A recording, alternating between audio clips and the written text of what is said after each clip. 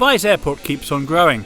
In 2012, its third terminal will become the world's largest building, at least by floor space. It needs to be. As Emirates' home base, it has to keep pace with the airline's rapid expansion.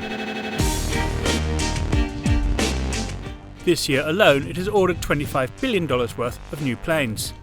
Rather than contract, rather than drop our fares, rather than lay off people, rather than cancel orders, we went completely the other way.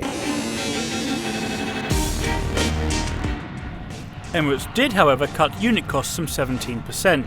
It put pressure on its suppliers, dropped routes or changed the planes flying them, and offered employees the chance of unpaid leave.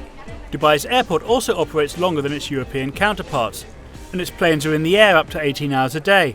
But perhaps a more fundamental reason the airline made money is a combination of new long-range aircraft and simple geography, allowing it to link any two cities anywhere in the world via a stopover in Dubai. I think the geographical location of the GCC is key to both the expansion strategy and also the success that has been seen already by many of the airlines in the Middle East. It does place those hubs within reach of a single flight to most of the large markets in the Americas, in Asia, in Australasia, in Europe. Such rapid growth has led some rivals to argue that the airline must have had help from the Dubai government, an accusation the airline dismisses out of hand. The day you can show me where we're subsidised, I'll resign. It's as simple as that. The competition is picking up. After its founding in 1985, Emirates enjoyed 18 years as the UAE's sole carrier. Then in 2003, Abu Dhabi, the UAE's capital and richest emirate, decided it also needed an airline to help fuel its growth strategy. We're going to be doubling the population within 2030. When you think about those kind of numbers, there's a lot of significance of residents, not just transiting, of population and business coming to Abu Dhabi. Abu Dhabi's Etihad is, like Emirates, following a strategy of rapid expansion.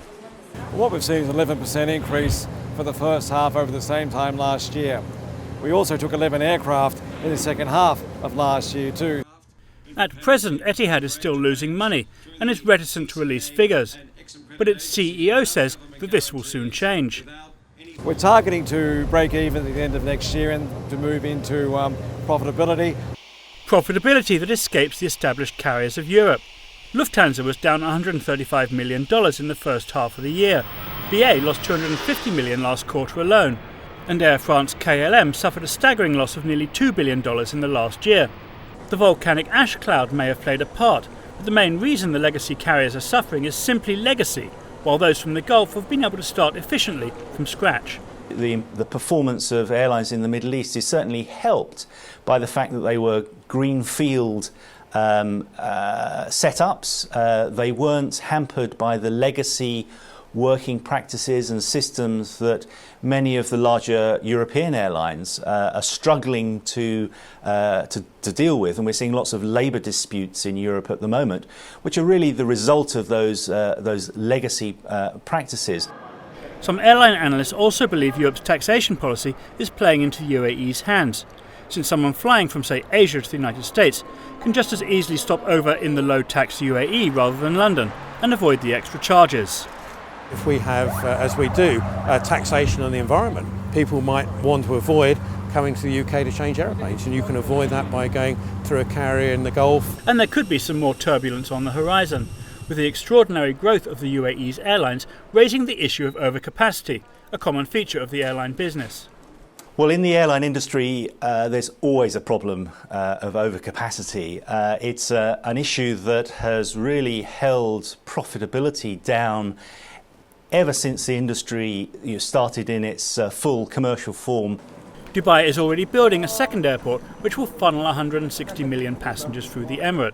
Abu Dhabi has plans for 40 million passengers, while neighbouring Qatar, with its own airline to rival both Emirates and Etihad, has plans for 44 million within the next 5 years. But this sort of expansion, albeit on a smaller scale, has been seen before.